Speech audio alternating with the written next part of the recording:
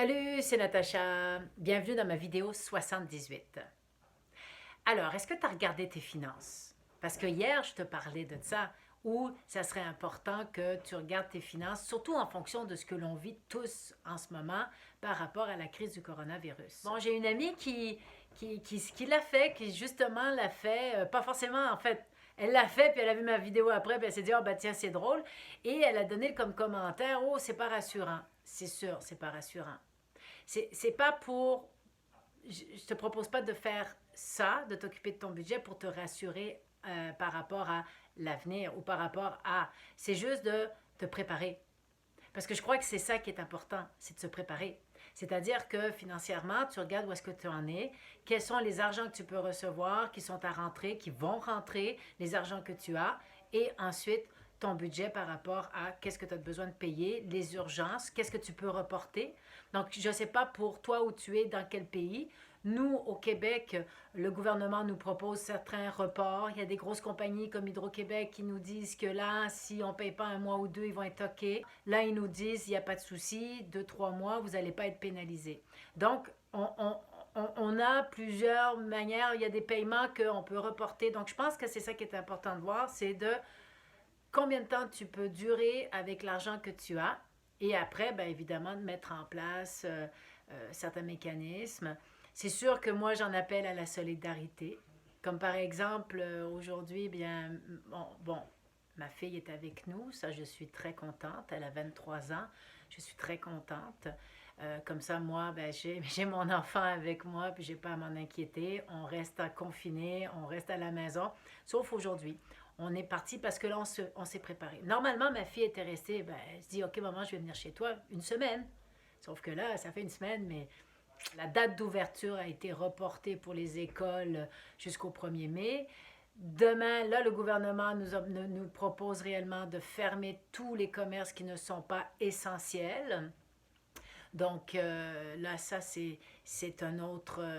Donc là, on commence à aller de plus en plus vers une quarantaine. Donc aujourd'hui, nous, on s'est préparé. Puis moi, je suis dans le nord de Montréal, donc je suis au nord de Montréal, à l'extérieur de Montréal. Donc ça me permet. Je suis pas dans la grande ville. Donc et ici, tout le monde est chez eux. On se balade dans les rues. Il n'y a pas un chat. Hein? Donc, on est très. Moi, je m'en allais à Montréal. Ça faisait une semaine que je n'étais pas sortie et j'étais sûre que j'allais voir une ville déserte. Je voulais aussi prendre des photos pour faire un petit montage pour ce soir. Et puis finalement, il y avait plein de monde. On s'est même retrouvé dans un trafic pendant une demi-heure. On était là, mais là, on ne comprend pas.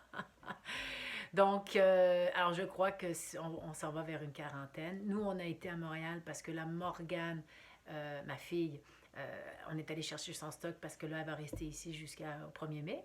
Et, et là, on a décidé, bon, elle a reçu un montant d'argent du gouvernement, comme je pense que je le disais, je ne sais pas si j'en parlais hier, enfin bref, elle a reçu un montant du gouvernement. Donc, donc là, et nous, on a un certain montant d'argent, pas beaucoup, mais bon, on s'est dit, OK, on va tout mettre cet argent-là ensemble.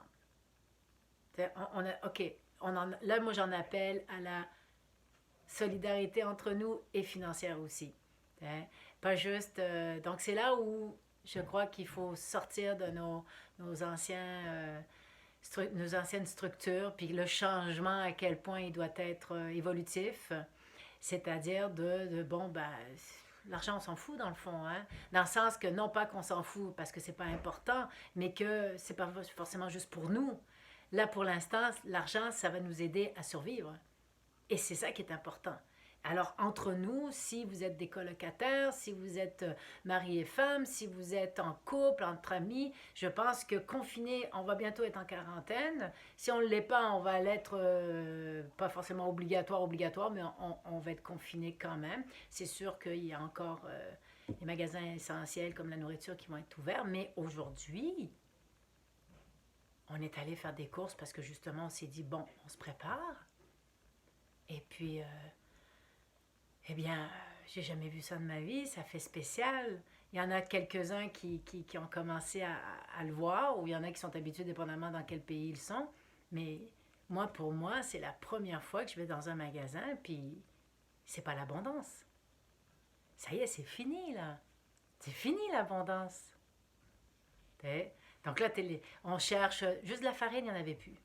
Des œufs, il n'y en avait plus. Euh, bon, évidemment, les papiers de toilette, il n'y en avait plus.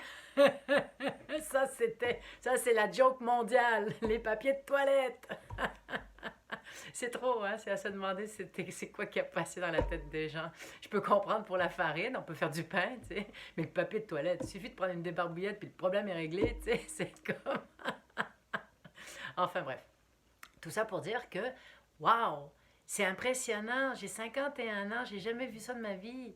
Et là, je vois de la pénurie, de la pénurie. Et c'est pas évident pour nous, comme on est habitué à l'abondance. Donc, c'est là où il va falloir vraiment accueillir le changement puis dire, OK, on a eu de la chance. D'accord. Mais on le sait, c'était trop, c'est de la surconsommation, c'est du gaspillage, c'est de la pollution. On le sait. Puis on sait, tout le monde, au plus profond de notre être, on le savait qu'un jour ça allait finir tout ça. On le sait. Évidemment, on a continué, on a fait semblant, ou on essayait de se voiler la face, ou on continuait tout simplement notre vie parce qu'on ne pouvait pas faire grand-chose. Mais à part nos petites actions personnelles, individuelles, par rapport à du compost, recycler, manger le plus bio, pas gaspiller de plastique, etc., etc. Mais à part ça, on ne peut pas rien faire d'autre. Mais on sait qu'à un moment donné, ça pouvait pas continuer. Mais c'est spécial de voir ça. Ça fait vraiment comme un choc, là, tu sais. Donc, on a passé la journée, on a fait les magasins pour essayer de se faire des courses. Et puis, c'était impressionnant. C'était impressionnant. Mais bon, on s'en va vers ça. Il faut se dire, OK, on a vécu certaines choses. C'est sûr que c'est pas évident pour la jeunesse. C'est un drôle d'avenir qu'ils ont devant eux.